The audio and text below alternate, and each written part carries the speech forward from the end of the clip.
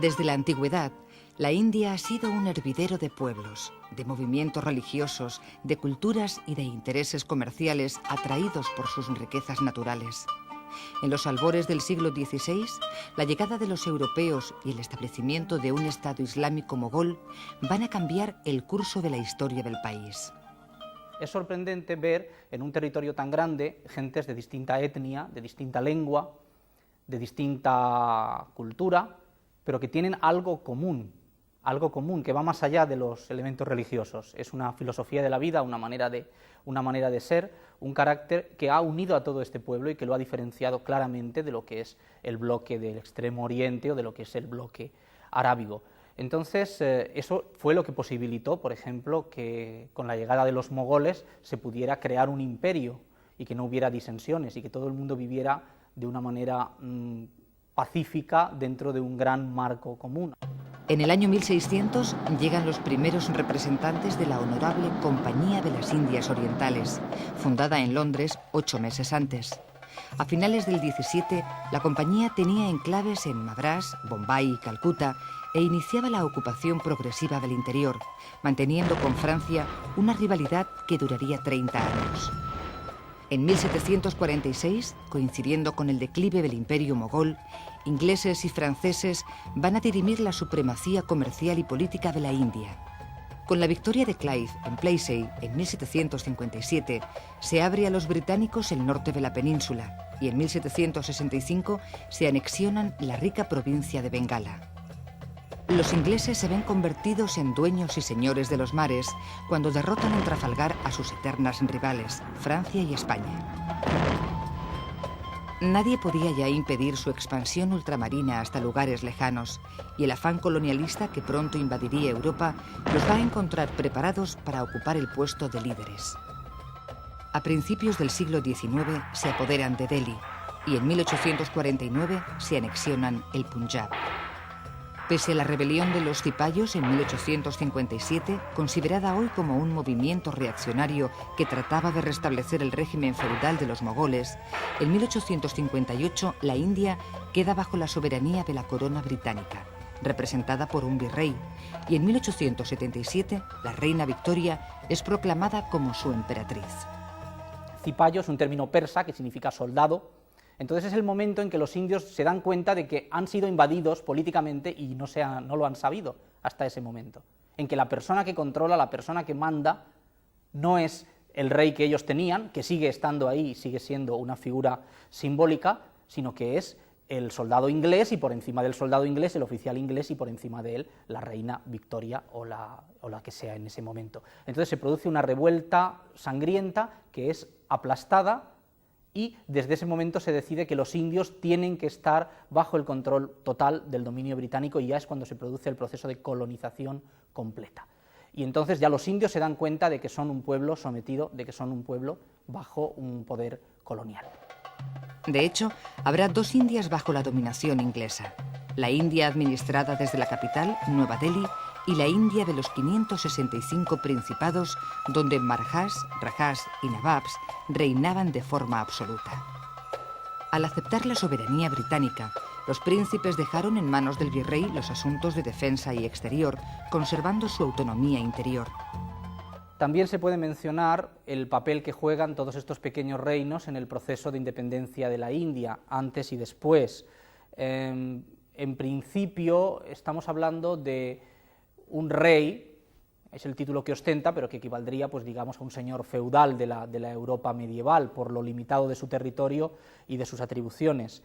Estas personas se veían de alguna manera avasalladas por el poderío de ese imperio británico que llegaba de lejos y fueron bastante traidoras a su pueblo, mostrando servilismo hacia ese poder extranjero al que ellos admiraban. Por eso permitieron la excesiva injerencia de los ingleses en los asuntos internos de su reino o de su principado. Todo el inmenso territorio vivía bajo la influencia de distintas culturas: védica primitiva, brahmánica, budista e islámica. Se hablaban más de 200 lenguas y no existía, ni probablemente había existido, una conciencia hindú. Las dos religiones mayoritarias eran el hinduismo y el islamismo, tan radicalmente opuestas que ponían en peligro la convivencia de las gentes que compartían el mismo suelo, generando entre ellos graves estallidos de violencia. Muchas veces se ha hablado de la gran variedad étnica, cultural, lingüística, religiosa de la India, y eso ha dado lugar a que se piense que quizá no ha estado nunca unida como un país. Eso es cierto en lo referente a lo político. Únicamente una vez en la antigüedad, bajo el emperador Ashoka, todo el territorio de la India estuvo unido. Ha habido siempre una gran diferencia entre los diversos estados. La India ha estado tradicionalmente dividida en pequeños reinos, y eso ha hecho que no se la considere como un país en el concepto político que tenemos de un país, en el sentido moderno. Pero el ethos hindú ha sido algo que ha unido a toda esta gente. Bajo la dominación británica se crearon instituciones calcadas de las de la metrópoli. Se construyeron ferrocarriles, se organizaron servicios de correos y telégrafos, se fundaron colegios, como el Instituto Elphinstone de Bombay, y universidades en Bombay, Madrás y Calcuta. Gran Bretaña llevó a la India su lengua, que sería un lazo de unión de todos sus pueblos, y más tarde el vehículo de reivindicaciones revolucionarias. Los musulmanes, que fueron la clase dominante durante la dominación mogol, repudiaban la educación británica, considerándola una amenaza a su propio sistema basado en la religión. Pronto fueron desplazados por los jóvenes hindúes, formados por los británicos, que ocuparon puestos de mediana categoría en el funcionariado, los servicios legales, el periodismo o la enseñanza. A finales del siglo XIX se produce lo que se ha dado en llamar el Renacimiento hindú. Estamos hablando de un momento en que los ingleses ya se sienten a gusto en la India, ya la controlan, la dominan, son pocos, necesitan asociar a la tarea administrativa a indios para ayudarles en el manejo del país, y entonces se crea una clase cultural india, formada muchos de ellos en Occidente, que han viajado a Inglaterra, que han aprendido carreras, que son abogados, que son médicos, y que van a servir como un poco de ayuda al poder colonial para el control de la India. Esta misma clase se va dando cuenta al principio de que ese primer inicio que ellos han tenido de contacto con Occidente, que les ha permitido aprender la lengua inglesa, tener una carrera, viajar, entrar en la administración india, es un arma de dos filos, y que lo que están haciendo es servir de alguna manera al enemigo. Están siendo un poco enemigos ellos de su propio pueblo, y entonces se produce una revalorización de lo indio. La dominación británica pronto es cuestionada por el movimiento organizado en torno al Congreso Nacional Indio, creado en 1885 por graduados de la Universidad de Calcuta, con el apoyo de los liberales británicos. Esta clase, en donde hay grandes intelectuales, tanto en el terreno de la filosofía como en el terreno de la política, es la que va a ser pues, la generación anterior a los que van a conseguir la independencia. En esta clase social está, por ejemplo, Tilak, que es una persona muy olvidada, pero que es el iniciador del movimiento independentista, que va a ser el padre cultural, el maestro, el mentor de Gandhi, que va a ser la persona que luego, en efecto, lo va a conseguir. En 1915 vuelve a la India desde Sudáfrica el que sería el líder espiritual y uno de los artífices principales de la independencia del país, Mohandas Karamchand Gandhi, que supo llevar el movimiento nacionalista desde las salas de debate de los intelectuales y las sociedades secretas regionales hasta la gran masa del pueblo indio. Durante la primera mitad del siglo XX, el movimiento de independencia va teniendo cada vez más envergadura. Primero se habla de que se quiere tener una autodeterminación mínima, se habla de conseguir muy poco, no se habla todavía de una independencia total. De hecho, los indios quieren sentirse de alguna manera también parte del Imperio Británico. Esto lo demuestran con su participación en la Primera Guerra Mundial y luego también en la Segunda.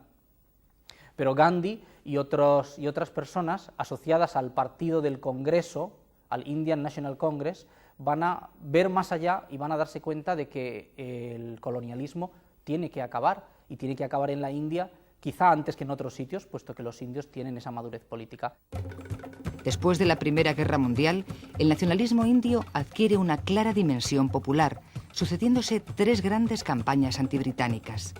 En 1919, las huelgas generales. En 1920-1922, los movimientos de no cooperación. Y en 1930-1934, la desobediencia civil.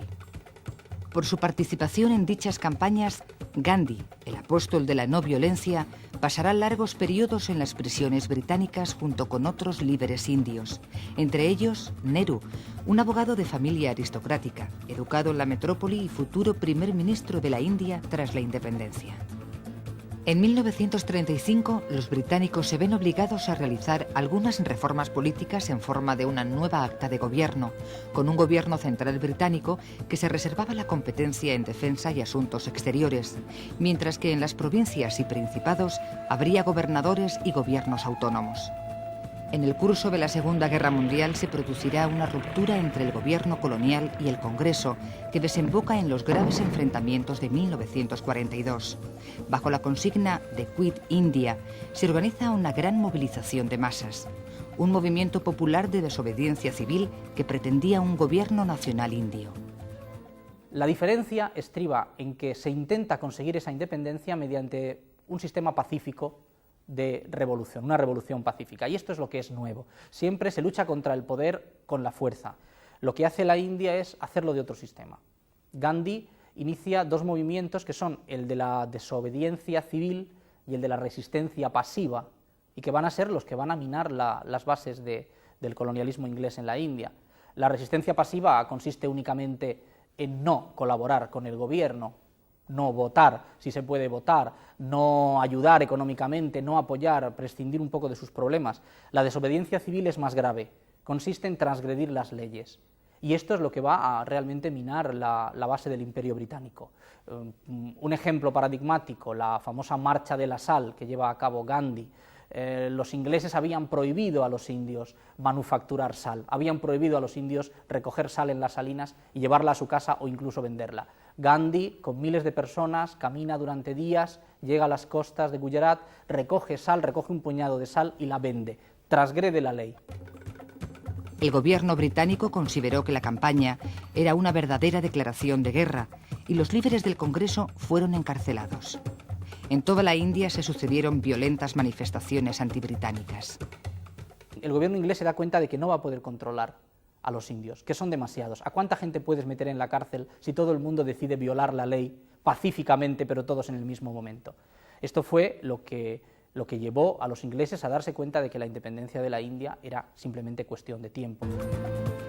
En 1946, en un ambiente de gran crispación, se sublevan los marinos de Bombay y en abril, una misión del Gabinete Metropolitano trata con los líderes sobre la formación de un gobierno federal provisional, donde los territorios se podrían acoger a distintas federaciones. Pero el intento no prosperó. En agosto, la Liga Musulmana convocó un día de acción directa que se saldó con miles de muertos. Y finalmente, en septiembre, se forma un gobierno interino presidido por Nehru, con participación de Jinnah, pero con la Liga en actitud no cooperante. Con una situación que se deterioraba por momentos y miles de muertos en los enfrentamientos de Bengala y Bihar, el gobierno británico decide que los agrupamientos en las distintas federaciones se harían por mayoría simple, lo que aseguraba el nacimiento de un Estado musulmán, el Pakistán. La división de los estados de India y Pakistán es una de las grandes catástrofes políticas del siglo XX, uno de los grandes errores. Las razones que tienen los ingleses son bastante complejas. Hay dos factores que deciden la creación del Estado de Pakistán, que había sido siempre tradicionalmente la India. Había una parte de la población musulmana de la India, hoy la llamaríamos extremista o fundamentalista, que temía que si la India era independiente, el hecho de que la mayor parte de la población fuera hindú implicaría que los musulmanes tendrían menos parte en el gobierno y en la determinación de ese nuevo país. Pensarían quizá que iban a ser sometidos por los hindúes o que los musulmanes estarían, ya que estaban en inferioridad numérica, que estarían también siendo ciudadanos de segunda clase. Esto luego no fue así, pero hubo una parte de los musulmanes que en aquel momento lo creyó. El primer ministro británico Attlee decidió sustituir al virrey Wavell por un negociador más eficaz, y el elegido es el vicealmirante Louis Mountbatten, primo del rey Jorge VI, que llega a la India en el mes de marzo de 1947. 2 meses después ya está convencido de que la partición era inevitable y que en un proceso de dramática aceleración se iba a desmantelar uno de los más grandes edificios imperiales de todos los tiempos. Mountbatten solo negoció con Gandhi y los dirigentes de la Liga y el Congreso, que tras rechazar un primer plan de partición, aceptan el segundo, el Plan Menon, que establecía las condiciones para la creación de dos estados independientes, la India y el Pakistán, como dominios dentro de la comunidad británica. El gobierno inglés no podía permitir la nación india independiente, recién creada y funcionando perfectamente. En el momento en que ellos se marcharan tenía que haber caos, y ese caos ellos lo produjeron. ¿Cómo? Enfrentando a dos comunidades.